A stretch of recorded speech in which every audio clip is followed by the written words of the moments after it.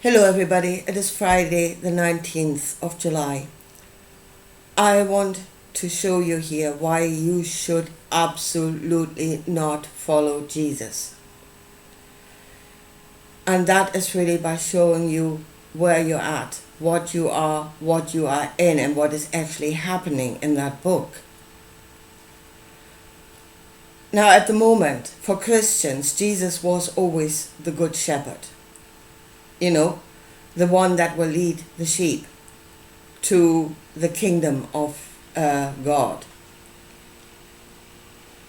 Yeah, but when just listen to that one sentence, for you to be led to him, by him, to the kingdom of God, you will have to be a sheep. Sheeple, folks, sheeple, being led to the kingdom. And now he has somehow morphed. So many are saying now he was something like a cosmic yogi. Yeah, the completely enlightened one that brought the knowledge has the knowledge of the Creator. Well, he had one knowledge of the Creator. I bring you a knowledge of the Father. He did. And that was not actually new at the time. It's not new now. We know that knowledge. I want to show you this here. First of all, let's please very quickly talk about the Creator. Very quickly, because he cannot be known. That is what every ancient teaching will tell you. He's the unknowable one, the unfathomable one. He is... See, everybody is still going, we're not believing on the gods anymore. We believe on the Creator. He is that one great being.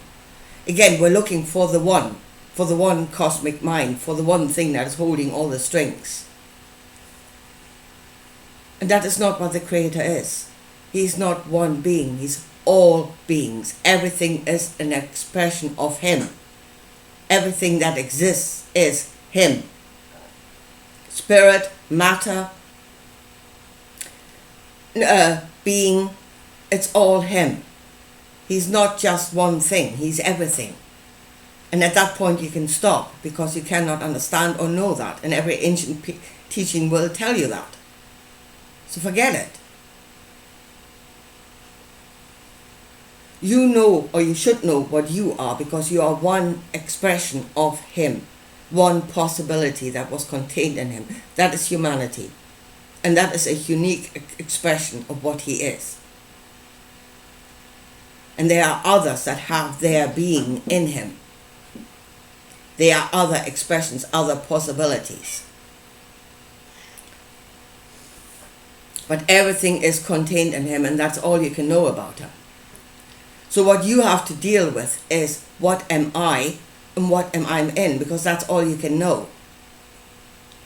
You are a point on the map as a human being.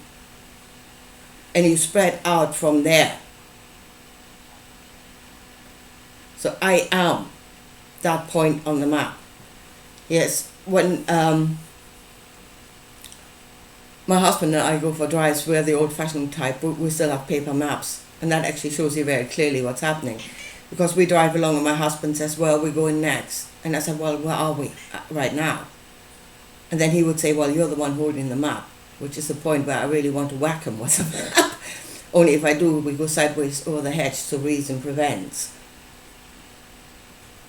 The point of a map is that you need to know where you're at in order to know where you're going.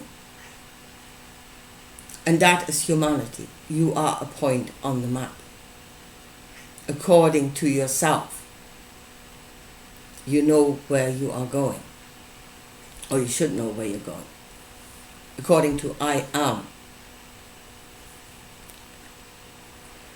Right. So Jesus was actually at that moment a human being. Yeah, let's make that very clear. He was a flesh and blood human being. And that is, he was no different from us. So what he could do, we can do. Actually, what he could do, uneducated fishermen did. Yeah? So we all have that ability within us. So the knowledge that he brought, and in that he was enlightened, because that was a knowledge, a true knowledge of the Creator. And that's enlightenment. That was the power of prayer. That is the knowledge that he brought. Yeah? Your desire will be given to, I have this desire, and know that you have received it. And know that in the Father there is no, in the Creator there is no judgment. He gives to everything that is created out of him. The birds, the bees, the lilies, everything, cat, everything receives. That was the enlightened knowledge. That was the knowledge of the Creator. And at that time, that was not a new knowledge. People were already doing that in various different ways. People are still doing it today. What we now call, we don't call it magic, we don't call it miracles, we call it energy healing, we call it faith healing. We know it exists, and we know that it can create, like if you pray away a tumor, you create a new reality inside of somebody's body. And that is what the Judeo-Christian seeking was always about. Yeah? It was about being co-creators, being the creators of realities, and that is being gods. The creators of, well, when it comes to Jesus, he was thinking a bit bigger. We're now talking about the creation of a world, not just healing. He showed healing of individual people. But that is not what the knowledge should serve. There was a far bigger plan there. Not just individual people, but creating a world. And that's what's happening in the end, in the book of the Revelation. We'll show you that. At the same time, he was doing something else, and folks, we know that in this world right now, because again, people are doing it now. He was channeling. He was channeling another consciousness. And that is something else that we are not aware of, that we do not know as a solid reality right now. Most of us don't. But he knew that is going out on the map to another point, another consciousness, another being. And he was channeling that. As I said, people are doing it in this world now. They're saying, I'm in contact, I'm channeling some other consciousness. Higher consciousness, they usually say. Forget it. Different consciousness. Different consciousness. Something that is experiencing the Creator in a different way, and therefore it is a different I am. But that's what he was doing. Channeling another consciousness. And it was that drove him to the cross, that demanded the sacrifice. Right. So what was he channeling?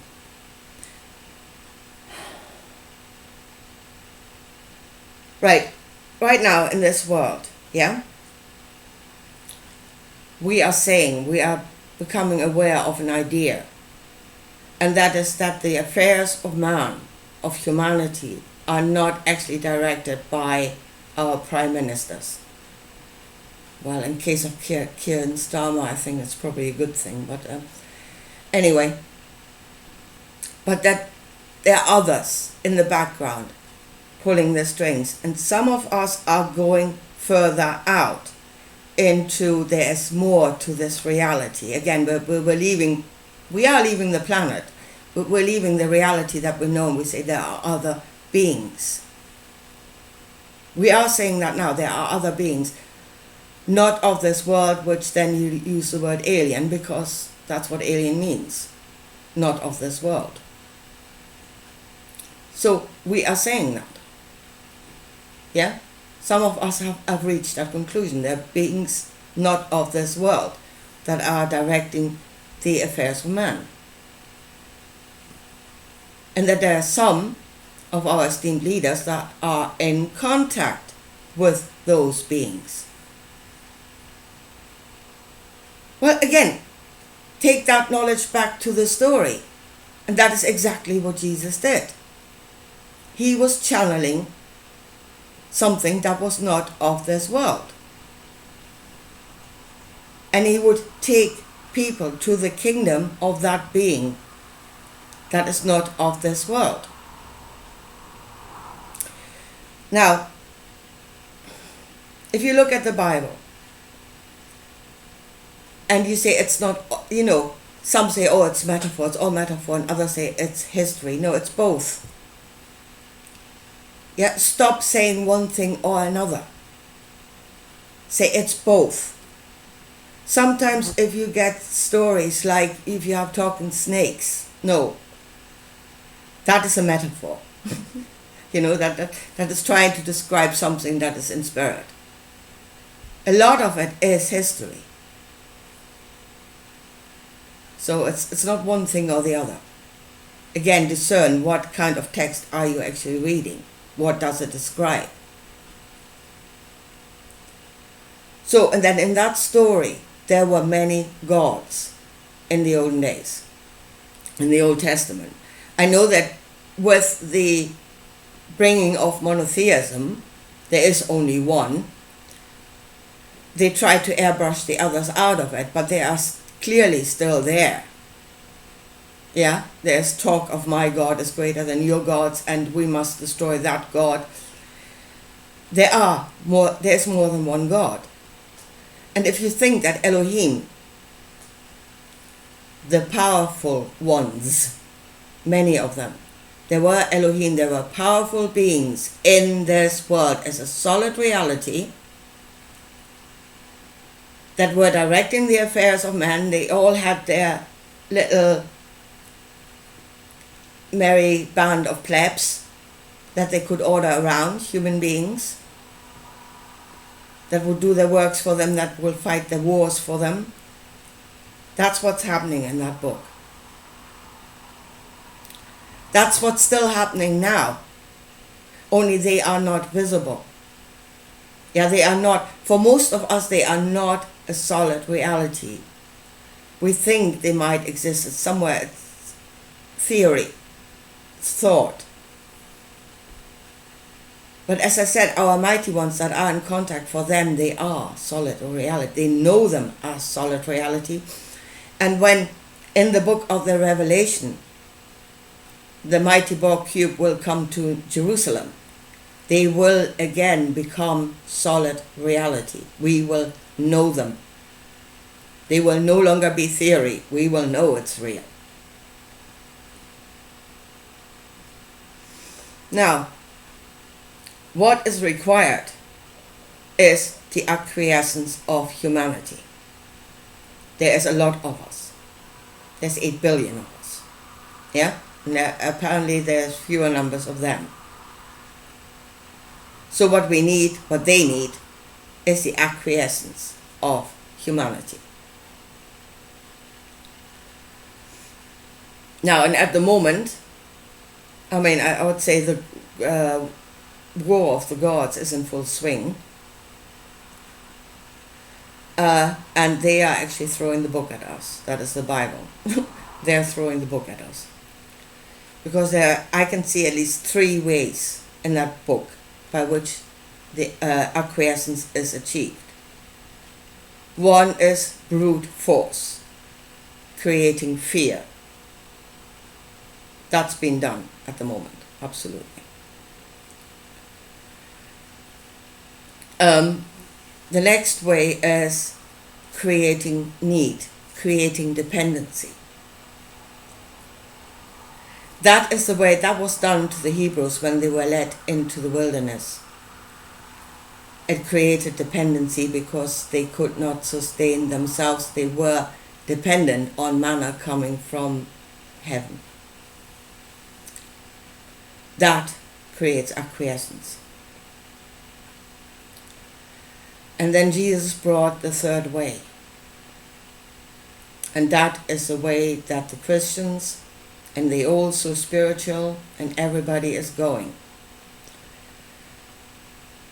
And that is where we deny ourselves. where we actually want to be ruled over. Where we know ourselves as nothing, we know nothing, we are nothing, we are sinful nothings, we are bad, bad, bad, and we need something greater than ourselves to rule over us. That is becoming the reality of ourselves.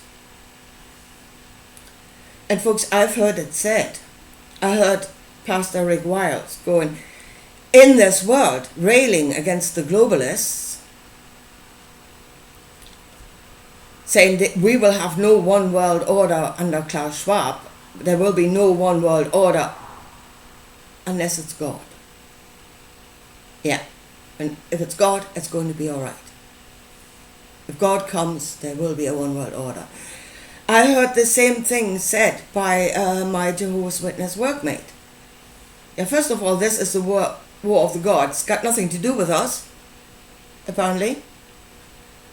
And when he comes, there will be a one world order. And folks, is that where we want to go? Is this actually where we want to go?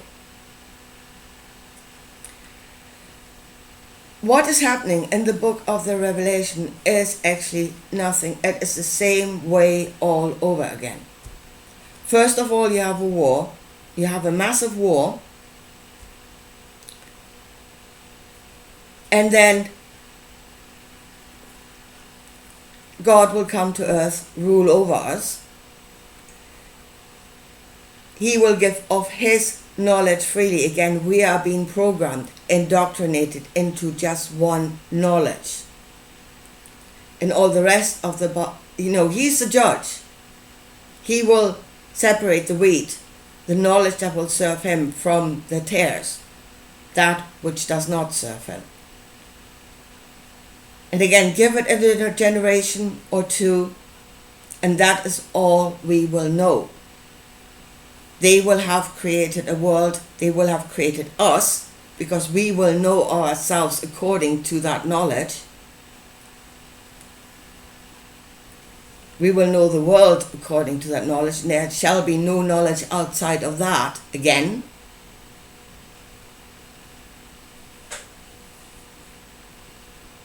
And that is where Jesus is leading you. That is the outcome in the book of the Revelation.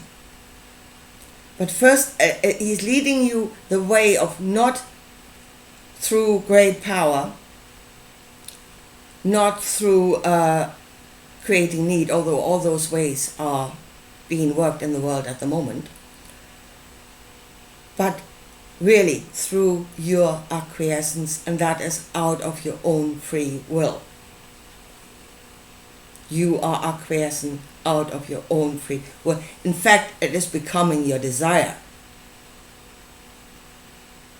to acquiesce out of the perception of yourself that you were given. You are nothing, you're sinful, you're bad, bad, bad.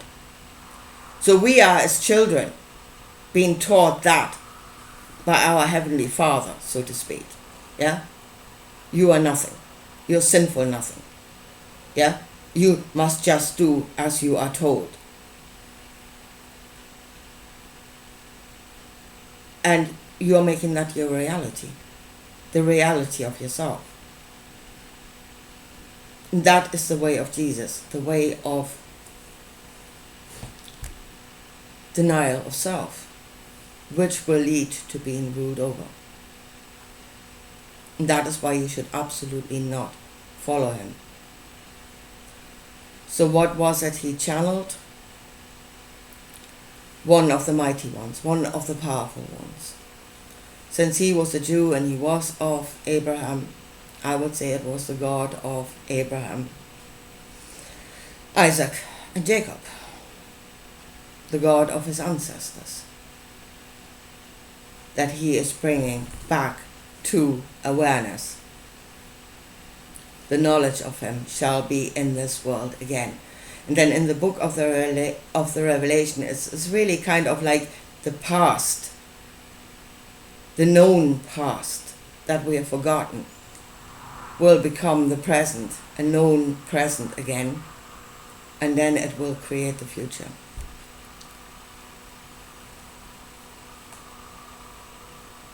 Do we want to go there? And here is really election time at the moment, it seems to me. Choose the next mighty one. Vote for the next mighty one that will rule over you.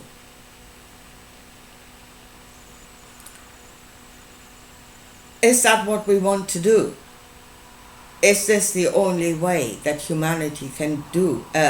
We need a God to rule over us. We need a one to tell us all what to do because we know nothing. Is that actually our truth?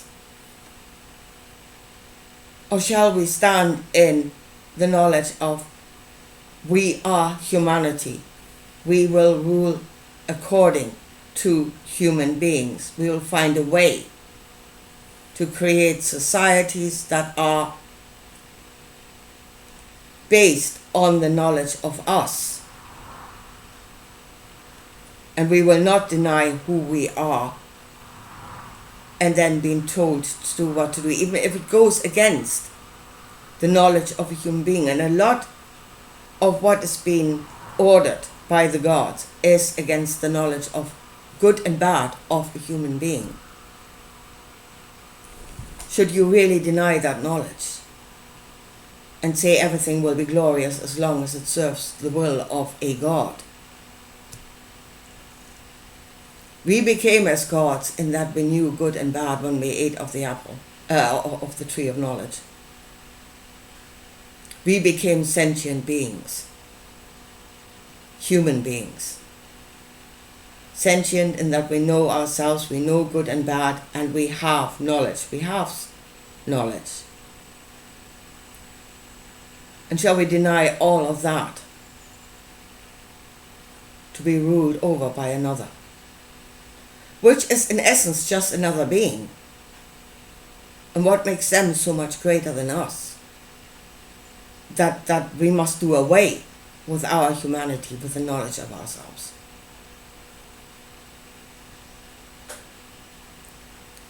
Here is really humanity stand up and say, I am.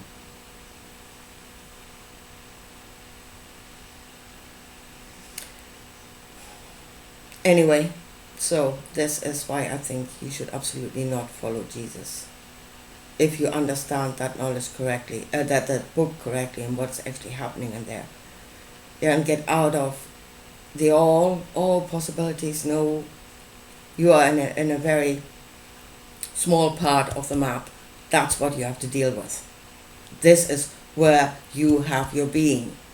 At this moment, at this time, is where you have your being, where you are. And that is what you have to deal with.